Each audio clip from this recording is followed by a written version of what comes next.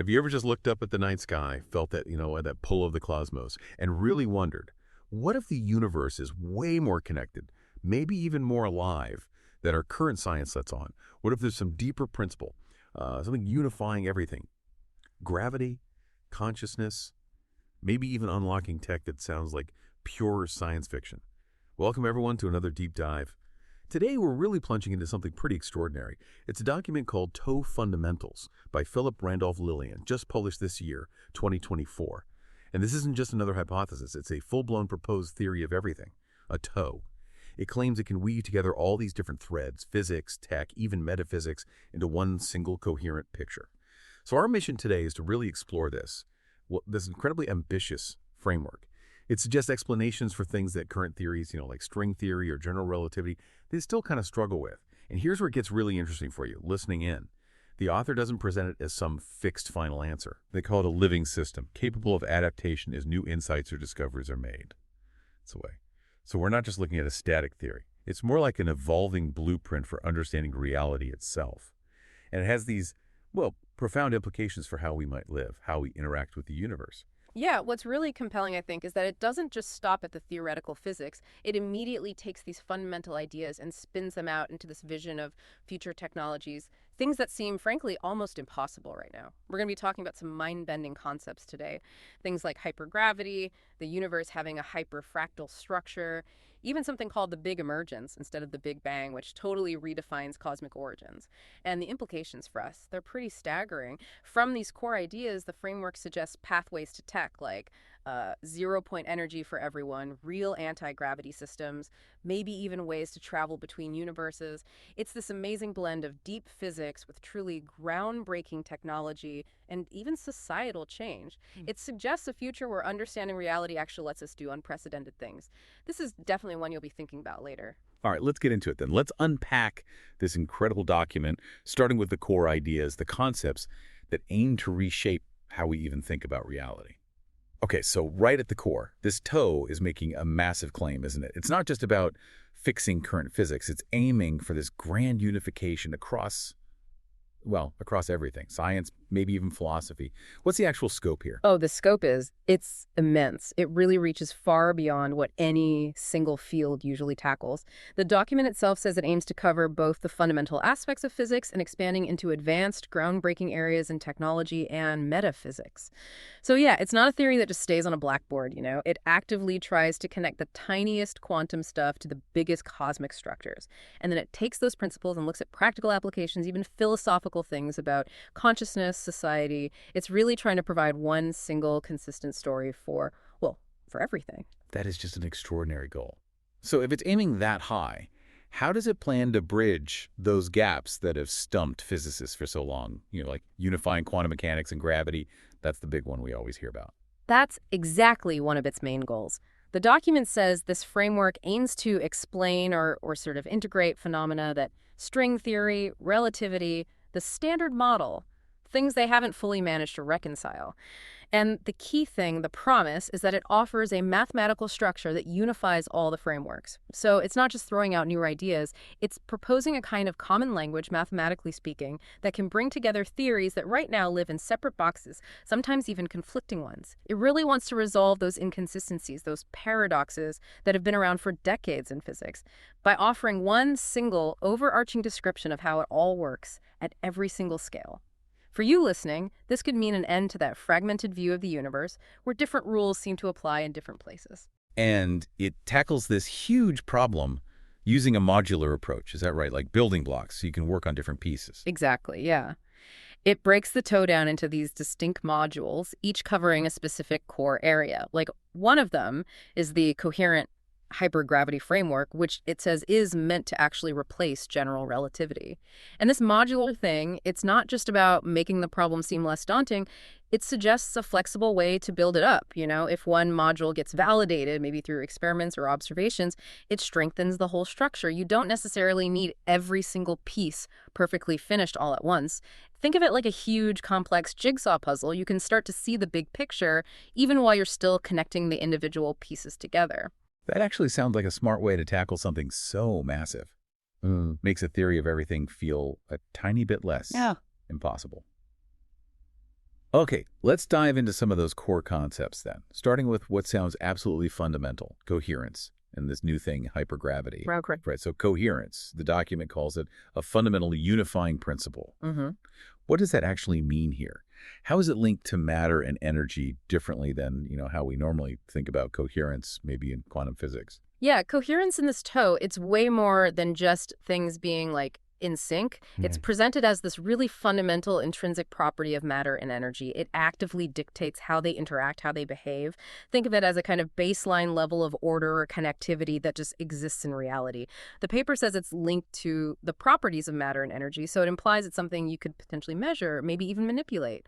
What's really revolutionary, though, is this idea of coherence reduction when things move at relativistic speeds, near the speed of light. It suggests the faster something goes, the less coherent it becomes. And that principle is apparently key to understanding some of the new technologies the TOE proposes. So the insight here is that coherence isn't just some weird quantum thing, it's a cosmic principle. It might explain why things act differently at extreme speeds, linking motion directly to a fundamental state of order in the universe itself. Wow, okay, so speed affects the universe's inherent orderliness. That's a pretty profound idea. Mhm. How does this coherence then connect to hypergravity, this new kind of gravitational force it talks about? Well, the coherent hypergravity framework is introduced as this new way gravity works, and it inherently includes coherence and these things called hyperdimensional structures. Basically, it's saying gravity isn't just a force in our normal four dimensions. It's deeply connected to higher dimensions, and it's really strongly influenced by the coherence level of quantum fields. And here's the kicker. The manipulation of coherence between quantum fields and hypergravity offers pathways to new technologies. This is where it jumps from pure theory to potential applications. Like what kind of applications? Really big ones. Specifically, faster than light travel, FTL, and advanced energy generation, like zero-point energy generation. Yeah. The idea is, if you can control coherence, you can fundamentally change the gravitational landscape locally. Maybe create spots where gravity acts totally differently, maybe even repels things or pulls them in specific ways we can't currently do. Okay, FTL and ZPE. Those are enormous claims, absolutely paradigm shifting. But what about the big cosmological mysteries we already have, like dark matter and dark energy? They make up, what, like 95% of the universe? How does this TOE explain those using coherence? Right, and this is where the coherence idea offers a potentially really elegant solution to these huge puzzles. In this framework, dark matter is explained as regions where coherence coupling is altered. Altered coherence, what does that mean? Well, the key insight is that maybe dark matter isn't some totally new exotic particle we just haven't found yet. Instead, it could be that there are vast regions in space where the fundamental coherence, that basic order of matter and energy, is just different. Yeah. This altered state makes it interact differently with light and regular matter, which is why we can't see it directly. Yeah. But it still has mass, so it still has gravitational influence. It reframes the problem from find the mystery particle to understand these different states of cosmic coherence. Okay. And dark energy, the thing accelerating the universe's expansion. Similar idea. The TOE describes dark energy as reduced coherence between hypergravity and quantum fields on a cosmic scale. So again, instead of some unknown force or particle, it's tied directly to coherence dynamics. Yeah. The really big deal here, for you listening, is that it connects these two massive cosmic mysteries, dark matter and dark energy, to the same underlying principle, coherence. It offers a unified explanation where current models often treat them as totally separate problems. It implies this dynamic, evolving coherence across the entire universe. Some areas have altered coherence, dark matter. Others have reduced coherence on a huge scale, dark energy, leading to the gravitational effects we observe. So it's not necessarily new stuff we haven't found, but maybe new ways fundamental things can interact, new states. That really is a paradigm shift. It suggests the cosmos has this level of intrinsic order, maybe even manipulability we hadn't really considered. All right, so if coherence and hypergravity are changing how we think about forces, then this next one, the hyperfractal framework, it sounds like it's completely rewriting space-time itself. What does it mean for space-time to be a fractal entity? Yeah, this part is truly fascinating. The hyperfractal framework literally proposes that space-time has a hyperfractal structure. And this structure actively governs its dimensionality, its behavior. It's not just a nice analogy, it's suggesting a literal, incredibly intricate fractal geometry to the fabric of reality. Like the Mandelbrot set, that kind of thing. Exactly like that kind of thing, where you can zoom in forever and keep finding similar patterns. This theory suggests space-time goes beyond the traditional four dimensions into hyperdimensions, so our familiar length, width, height, and time. They're just the bit we can easily see of this much more complex, multi-dimensional structure. And crucially, it has self-similar properties across scales, from the quantum level to the cosmic. So whether you're looking at the tiniest quantum jitters or the largest voids between galaxies, you'd find these repeating geometric patterns in the underlying structure of space and time. The key idea is spacetime isn't just a passive background, it's an active, self-organizing fractal system. Okay, wow. So it's not just extra dimensions curled up somewhere, but dimensions that can actually change depending on where you are or what's happening. That's what varying dimensionality sounds like. That seems incredibly dynamic. Precisely. Unlike theories that might propose, say, 11 fixed dimensions, this hyperfractal framework suggests spacetime's dimensionality can vary depending on scale and context. It leads to a much more dynamic structure. So at different scales or under different energy conditions, the effective number of dimensions could literally shift. That's a huge departure from how we normally think of dimensions as just fixed background parameters. It suggests reality itself is kind of morphing all the time, as fundamental geometry adapting based on the coherent interactions happening within it. For you, the listener, this means the laws of physics might not be perfectly rigid everywhere. They could subtly change or emerge differently in other parts of the universe or at different energy levels because the stage itself is changing. And how does this idea of fractal growth explain how the universe evolved? The way galaxies are spread out in these huge filaments and clusters. It sounds like it could provide a very organic kind of explanation. Yeah, it connects really nicely. The universe's large-scale structure, that cosmic web of galaxies and voids, the expansion itself, can apparently be explained by the fractal growth of spacetime and the coherent interactions within the hyperfractal. Imagine it like a fractal pattern continuously unfolding, generating itself. As space-time grows and evolves according to these built-in fractal rules, it naturally creates the clumpy filament-like structures we see. It's not just gravity pulling stuff together randomly. It's the inherent geometry and coherence of the universe spontaneously creating patterns as it grows. It's a really elegant, self-organizing explanation for cosmic structure. It suggests the universe is literally, geometrically building itself. That's a beautiful picture, the universe growing itself through fractal patterns. Does the document get into the math behind this? Because fractal generation of time and space, that sounds incredibly difficult to actually formalize. It does touch on it. It mentions the need for refining the math, including specific equations for the fractal generation of time and space. It even gives an example equation for the Lagrangian of the hypergravity field, LH. Now, we won't dive into the specific equations here, but the fact that they're included shows this isn't just a loose idea. It's meant to have a rigorous mathematical basis.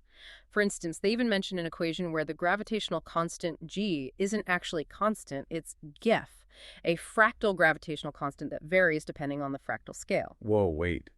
Gravity strength could change depending on the scale you're looking at? That's what it suggests.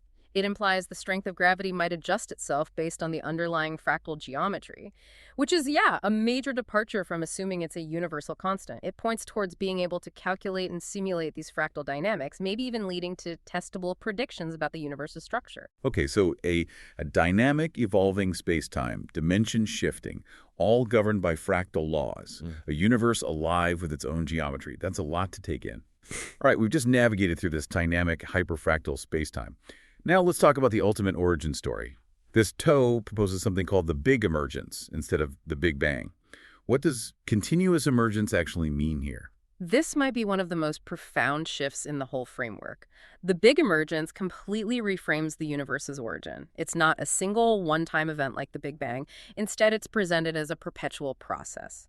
The universe is described as continuously emerging from the substrate of hyperdimensional hypersymmetry coherent resonance conditions, which is a mouthful, but basically means it's constantly being born, unfolding indefinitely into the past and the future. So no starting gun, no single moment of creation. Apparently not. The key insight for you is that it implies this ongoing dynamic process, rather than a historical event that happened once. This continuous emergence means forces, particles, matter itself, they're always being generated from this underlying substrate of coherent resonance. Like reality is constantly bubbling up from an ever-flowing source. Okay, if it's not one big bang, how does stuff actually form? How does matter, how do particles come into being in this continuous emergence? What's the actual mechanism? The mechanism they describe is really fascinating. It says, forces and constants emerge as resonance conditions are satisfied within the hyperfractal structure. Think of it like hitting just the right note or frequency, creating a perfect resonance. At these key resonance points, something crucial happens. They call them coherence nodal sparks. And these sparks are what lead to the formation of matter.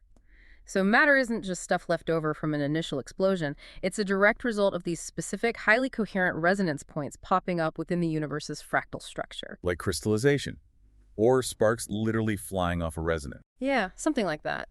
Imagine reality as this vast, complex symphony. When certain notes align perfectly, they don't just resonate louder, they actually solidify, manifest as the particles and forces we see. They spark into existence.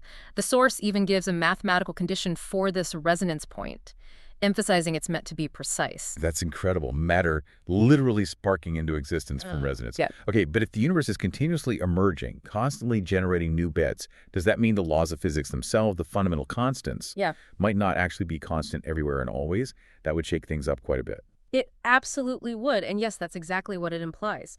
The TOE explicitly states that physical laws may vary across space-time due to the anisotropic emergence and fractal structure. It even mentions position and time-dependent terms in the math. This means the rules governing everything might not be universally fixed. They could subtly shift depending on where you are, or when you are, in the universe.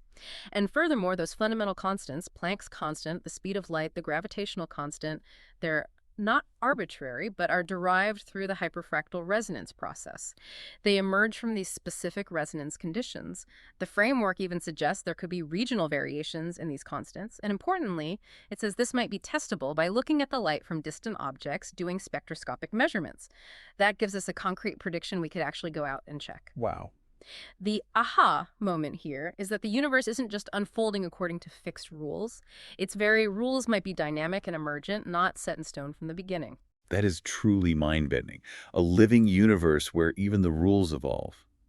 Speaking of living, what about time and space themselves in this big emergence? Are they also continuously emerging? What are their roles? They are, and the framework gives them really unique roles. Time is described as a transceiver, which is a wild idea. Well, transceiver, like sending and receiving. Exactly. It says, infradimensional time transmits hyperdimensional information through coherent resonance, allowing the forces and constants of the universe to emerge. So time isn't just a clock ticking. It's actively transmitting the blueprint for reality from higher dimensions.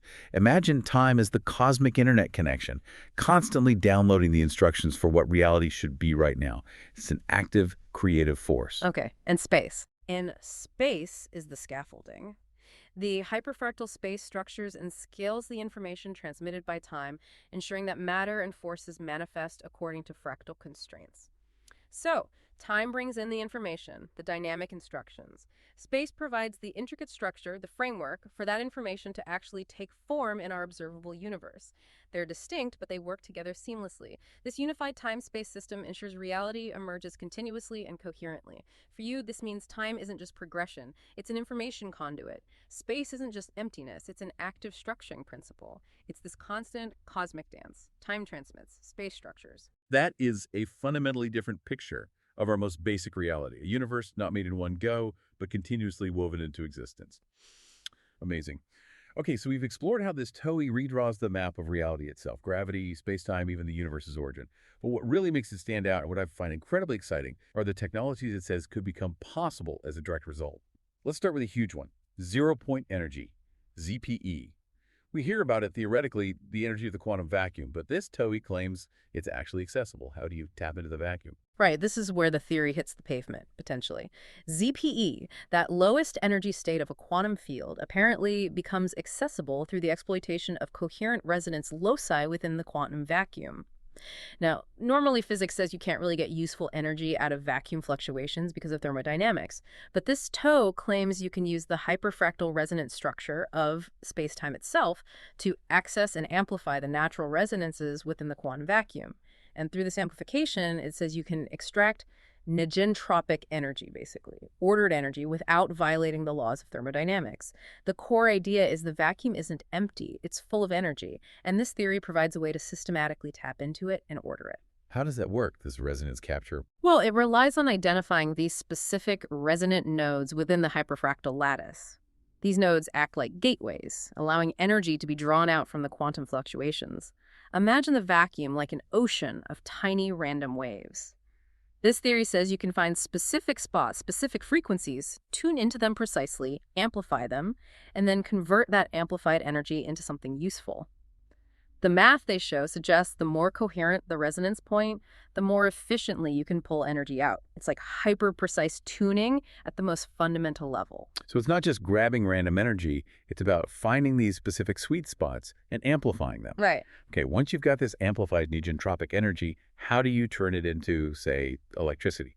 And how do you distribute it? Could this really power everything? The framework suggests these amplified quantum fluctuations can be converted directly into electricity using special devices called coherence energy converters. They're described as being similar to photovoltaic cells, but tuned for quantum fluctuations. This implies a pretty efficient direct conversion. Like quantum solar panels. Kind of, yeah. And for distribution, the vision goes towards future quantum energy grids. These would be designed for efficient, scalable ZPE distribution, managed by complex energy regulation nodes whose job is specifically to maintain coherence across the whole grid, preventing losses and keeping it stable.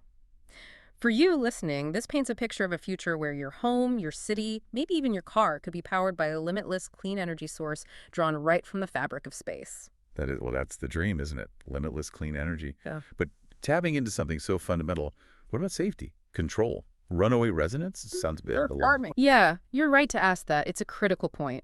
And the TOE document addresses it directly. It acknowledges the absolute need for field regulation to prevent exactly that runaway resonance. That would be an uncontrolled energy surge that could destabilize everything, maybe even cause local space-time weirdness.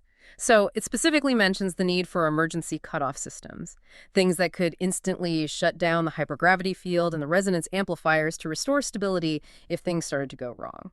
Safety and control are paramount if you're dealing with this kind of power. The potential is huge, but the control has to be absolute. Assuming they can solve those safety issues, what are the applications? Beyond just keeping the lights on, this sounds like it would change absolutely everything. Oh, the applications they envision are completely transformative. Every aspect of life. Imagine ZPE powering homes, industries, smart cities, self-sustaining space colonies. Basically forever, completely replacing fossil fuels for a sustainable energy future. The document even talks about potential pilot projects for ZPE-powered homes and smart cities, suggesting this isn't just 50 years away in theory. It could enable self-sufficient bases on the moon or Mars, revolutionizing space exploration by removing fuel limits. It would totally rewrite global energy economics and resource scarcity for energy, provide clean power everywhere, potentially leading to an era of unprecedented global prosperity and sustainability. It's a fundamental shift in energy on Earth and beyond. From the quantum vacuum to powering Mars colonies. Right. Yeah, that's quite a leap. Okay, let's move to the next piece of science fiction tech this TOE claims is possible. Anti-gravity. Anti-gravity. Okay, now we're really in classic sci-fi territory. How does this TOE approach it? What's the core mechanism for actually neutralizing gravity's pull? Right. And anti-gravity here isn't about just pushing really hard against gravity. It's about fundamentally manipulating hypergravity fields and coherence to reduce or neutralize gravitational forces. The core idea is creating localized fields where gravity is diminished or negated. How? Through precise manipulation of the resonance between quantum and hypergravity fields. Basically, you fiddle with the coherence in just the right way, and it disrupts the local gravitational field, potentially even creating a repulsive force. The really profound insight is you're not fighting gravity with brute force. You're tuning the fabric of space-time itself in a small area to make gravity behave differently, or even push instead of pull. So you're creating a little bubble where gravity is off or reversed. Does the document give a hint, maybe conceptually, how increasing coherence would actually bend space-time against gravity? It talks about the idea that by increasing the coherence field, you alter the space-time curvature to counteract gravity's normal effect. Conceptually, think of space-time like that flexible sheet, right? Mass makes a dip. Gravity. This TOE suggests that by creating a highly coherent field, you can locally push up on that sheet, flatten the dip, maybe even create a little hill that repels things. The math involves a specific coherence field term. When the resonance for that field is maximized, gravitational effects get reduced, maybe even canceled out or reversed. It's controlled tweaking of space-time geometry. Okay. If we can actually do that, what are the applications? Flying cars are the obvious one, but what else could you do with anti-gravity? Oh, the applications go way beyond personal transport, though that's definitely mentioned. Anti-gravity vehicles for urban travel and spacecraft propulsion, lifting off without the need for large fuel reserves. Imagine silent vehicles just floating. But also think about space. Generating artificial gravity in space habitats.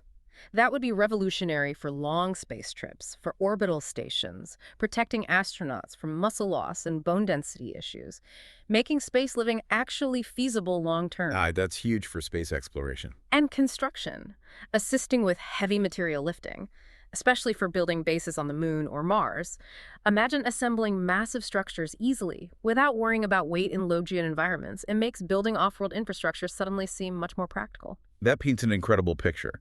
But, people have theorized about anti-gravity before, things like superconductors or warp drives. They always seem to hit massive roadblocks, energy needs, needing impossible materials.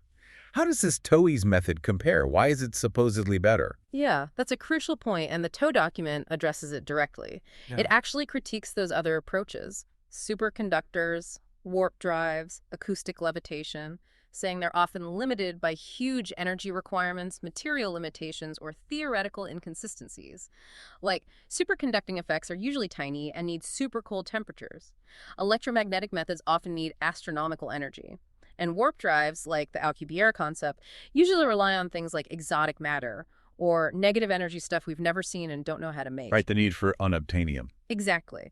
In contrast, this framework claims its method eliminates the need for exotic matter and offers a practical, energy-efficient approach.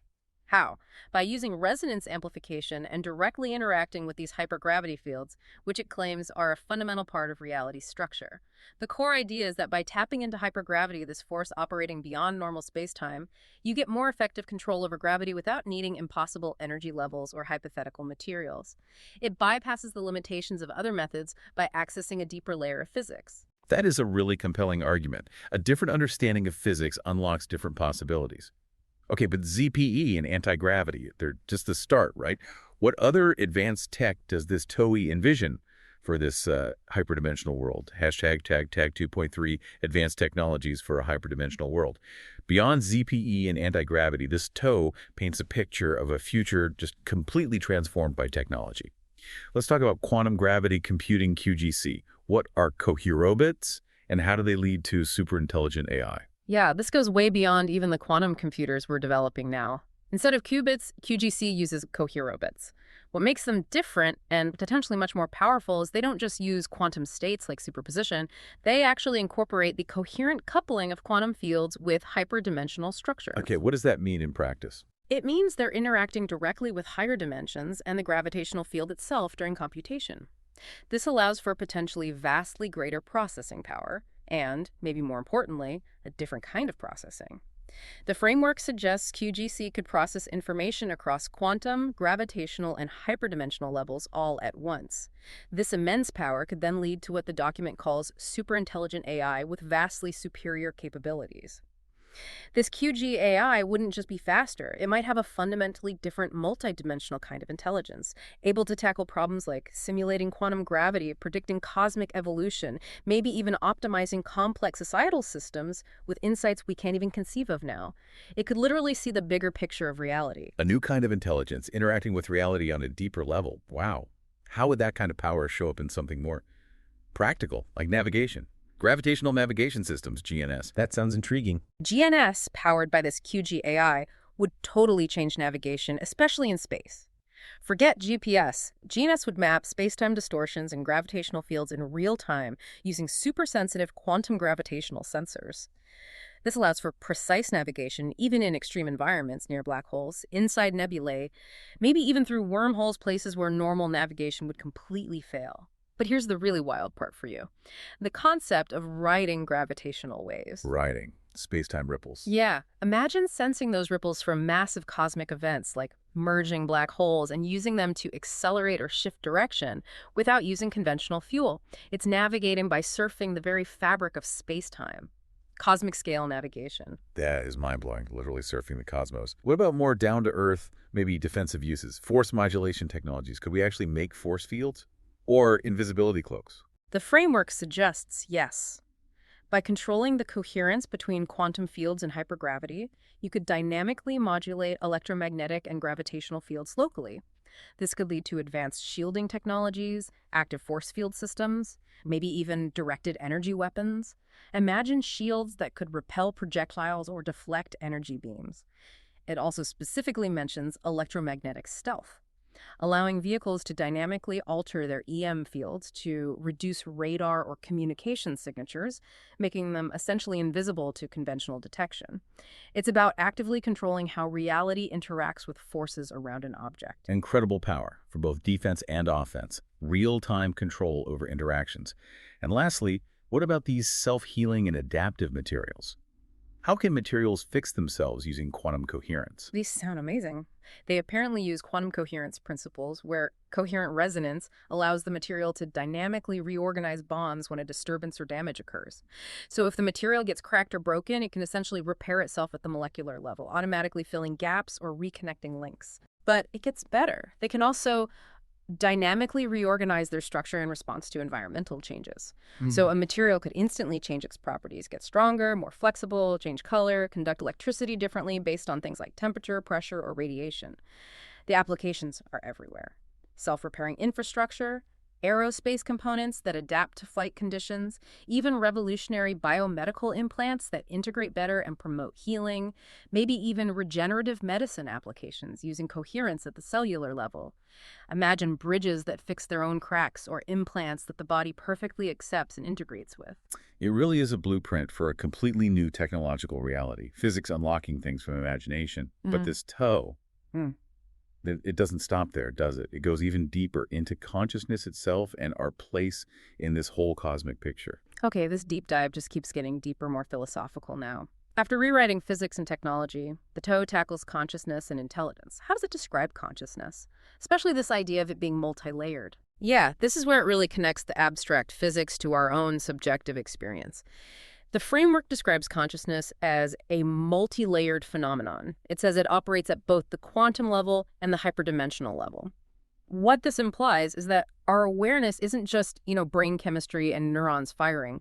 It's somehow fundamentally intertwined with quantum reality, maybe even with those higher dimensions the theory talks about.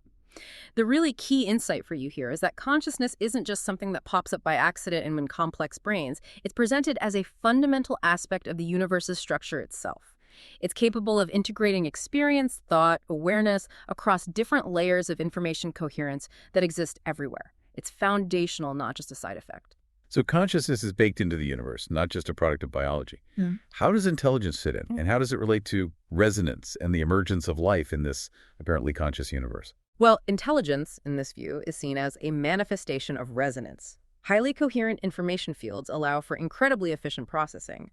And this efficiency, driven by resonance, is what leads to complex things like life, intelligence, and consciousness.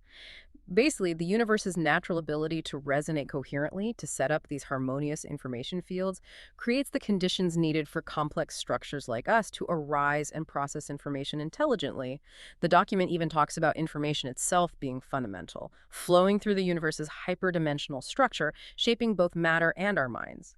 So intelligence isn't just number crunching. It's about the universe's inherent capacity to organize itself and become aware through resonance. Which leads to this really grand idea, the universe itself being a conscious system. How does the anthropic principle, the idea that the universe seems fine-tuned for life, fit into this view of a conscious cosmos? Right, it's a bold claim. The toe interprets the anthropic principle to mean not only that the universe is precisely set up for conscious beings like us to exist, but that it actually reflects consciousness at multiple levels of its own structure. It suggests there's maybe an intrinsic purpose, or at least an inherent intelligence, within the universe that specifically fosters consciousness. Intelligence, driven by coherence, guides the universe towards complexity and self-awareness. And consciousness, in turn, reflects that cosmic intelligence. It's like the universe is intelligently organized, and our consciousness is a reflection of that. For you, this implies existence isn't just random chance, it's inherently geared towards awareness. A self-reflecting conscious cosmos. Yeah, it's quite something. So if intelligence organizes coherence and consciousness arises from it, how do they create a feedback loop? And what on earth does hyperconsciousness and multidimensional awareness mean for us humans? The framework suggests consciousness and intelligence form a feedback loop where each enhances and reinforces the other. Intelligence orchestrates the coherence, pushing things towards complexity and awareness. Then, once consciousness emerges, it feeds back through observation, reinforcing the coherence that intelligence maintains. It's like taking the quantum observer effect and scaling it up to the entire cosmos. Our act of observing, of being aware, might actively help shape and stabilize the universe's coherent structure. Our awareness isn't just passive. So we're participating just by being conscious. That's the implication. And for humans, this suggests a huge potential for growth, what the Toe calls hyperconsciousness and multidimensional awareness. It suggests we can develop new levels of thinking, feeling, maybe even spiritual intelligence. We could become not just inhabitants of the universe, but conscious participants in the evolution of reality. It's a vision where human consciousness isn't just in the universe, it actively contributes to its ongoing emergence. We might even learn to perceive and interact with information from beyond our usual 4 dimensions. We become co-creators with the cosmos. From passive observers to active co-creators, that's a profound shift. Okay, if consciousness is this fundamental and multi-layered, what about actually exploring other realities? The TOE talks about hyperdimensional and multiverse travel. Hashtag tag 3.2, hyperdimensional and multiverse travel. All right, my brain was already stretching with hyperconsciousness, but multiverse travel, that really pushes the boundaries. How do those resonant loci, those special points you mentioned earlier, supposedly act as gateways not just to higher dimensions, but to whole other universes? It is pretty astonishing, isn't it? The theory proposes that these same resonant loci, these nodal points where quantum fields and hypergravity meet in a highly coherent state, don't just bridge dimensions. They might also serve as gateways to parallel universes. And these aren't just vague ideas. The document presents the mathematical framework for this as a direct extension of the hyperfractal coordinate system. So it's not like jumping randomly into the unknown. It's portrayed as a targeted journey through specific, highly coherent tunnels in reality that lead elsewhere. The insight is that our universe might not be isolated. It could be part of a vast network of realities, all connected through these points of maximum coherence. And the mechanism for actually making the jump, shifting from our universe to another, how would that even work? Well, the mechanism sounds incredibly precise. It involves tuning the coherence between these fields, right at those resonant loci. By actively manipulating the quantum and hypergravity fields there, you could theoretically align their coherence conditions with those of a different parallel universe. Think of it like tuning an old radio dial to find a different station. But instead of sound waves, you're tuning into a whole different reality, maybe one with slightly different physical laws or different history. Wow. Maintaining the stability of that tunnel and the transition itself would depend on holding that coherence incredibly steady. The experience. Pure speculation, of course, but maybe like reality dissolving and reforming around you as your own coherence shifts to match the new universe's frequency. So, assuming you could do this, what are the implications? Why travel to other universes? What's the potential gain? The implications are just staggering. It opens up possibilities beyond anything we can currently imagine. First, advanced exploration, not just across space, but maybe exploring different temporal structures in other realities. Could that mean some form of time travel? Or at least interacting with places where time flows differently? Witnessing alternate histories? That alone is mind-boggling. Right. Beyond that, maybe accessing new energy sources from universes with different physics, perhaps even more potent than ZPE here. Or finding exotic materials with properties impossible in our universe, solving resource problems, or enabling totally new technologies. It's like having access to potentially infinite variations of reality, resources, and knowledge. Limitless resources, alternate timelines. Yeah. It sounds almost too good to be true. I'm guessing there are some pretty major challenges, though. Oh, absolutely. The document is clear about the huge technical hurdles. Top of the list are coherent stability, just keeping that incredibly delicate balance of fields stable during travel and energy management. It comes back to ZPE again, saying dimensional and multiverse travel will require massive amounts of energy to create the gateways, stabilize them, and maintain the coherence needed. They even talk about needing real-time energy monitoring and throttling to prevent overloads. It's incredibly risky if not perfectly controlled. These aren't just engineering problems, they're fundamental physics challenges. So ZPE is the absolute key enabler for this, too. What else would you need? What kind of tech is required to even attempt something like multiverse travel? The requirements are extreme. You'd need unbelievably sophisticated dimensional navigation systems to plot courses through these pathways. You'd need quantum field modulators to actively keep the gateways stable and coherent. And like we said, ZPE systems providing that massive amounts of energy to power it all, stabilizing the fields, holding the dimensional bridges open. It's this incredibly complex interplay of physics, quantum engineering, AI, all at scales we can barely grasp right now. Truly science fiction becoming science fact, changing not just how we travel, but our whole understanding of the cosmic landscape. But the TOEI doesn't stop there either. It even gets into economics. Okay. Okay, it's definitely a surprising turn. From hypergravity and multiverses to economics, how does this TOEI introduce coherent economics? Yeah. And why link economics to fundamental physics? It is one of the most unique parts of the framework, yeah. It tries to tie the deepest principles of the universe directly to how human society organizes itself. Coherent economics is presented as a model that moves away from just endless growth and consumption. It emphasizes sustainability, balance, and real value. And the crucial thing is, it explicitly links economic value to the health of ecosystems, communities, and individuals, not just monetary profit. So it's not just, tweaking capitalism or adding some green policies. It's trying to realign our whole economic system with what the TOEI sees as the universe's inherent intelligent, self-organizing, coherent principles. Economic growth becomes more like balanced adaptive development, mirroring natural fractal growth. How does it propose to actually achieve optimal distribution? How does it stop wealth just concentrating at the top, which is such a huge issue now? Does it use this hyperfractal model for value sharing? Yes. That's central to the design. It tries to use the universe's own fractal scaling properties to make sure value is optimally distributed across populations and regions. It aims to actively prevent concentration and ensure benefits reach all levels of society. It breaks this down into two parts. There's the space hyperfractal, which deals with distributing value across places and social scales, so resources flow equitably based on needs and contributions. And then there's the time hyperfractal, which helps coordinate when innovations happen and resources get deployed, making sure things align with the evolving needs of the whole system. It's designed to be this dynamic, self-sustaining system where value flows more like energy in a natural ecosystem, efficiently and proportionately. That's a fascinating approach, borrowing from nature or the cosmos to fix economic inequality. What are these vortexes? Creative seeds of innovation. And how do they generate coherent currency? Vortexes, short for portal vortexes, are described as these dynamic nodes of coherent creativity. They're like localized hotspots of innovation and problem solving that emerge when conditions are right. Think intense bursts of collaboration. Critically, these vortexes generate and distribute coherent currency. Now, this isn't money backed by gold or government decree. Its value is directly tied to real-world coherence metrics, such as sustainability, social well-being, and energy efficiency. So doing good actually creates value. Exactly. It inherently incentivizes positive actions by making them economically rewarding. If an innovation cuts carbon emissions drastically or improves community health significantly or creates a super efficient energy system, it directly generates more coherent currency. It creates a direct financial reward for contributing to the overall coherence and well-being of the system. It's a feedback loop between positive impact and economic value. That could fundamentally change motivations, couldn't it? How did you actually implement this? It sounds like you'd need an incredibly sophisticated global network to track all these coherence metrics. You absolutely would, and it would rely heavily on the advanced technologies the TOEI itself enables. The document mentions blockchain, AI, quantum computing, and IoT networks as crucial tools.